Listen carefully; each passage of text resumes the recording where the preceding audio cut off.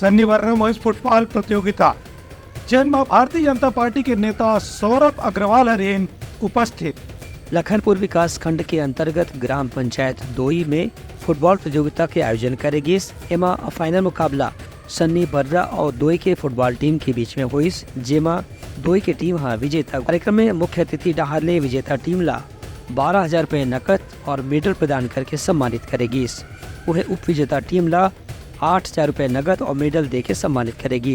ये टूर्नामेंट पाछू 22 दिसंबर से लगातार खेले जाते ही से भाजपा नेता सौरभ अग्रवाल ये टूर्नामेंट के मुख्य आयोजक के रूप में मुख्य अतिथि के रूप में मौजूद रही हैं। कार्यक्रम में उनकर सहयोगी संतराम, सुनील, सुभाष, नरेश, अमरेश, सुखी और दूसर व्यक्ति मन घलो मौजूद रही हैं। ब्यूरो रिपोर्ट, उत्तलंगा न्यूज़।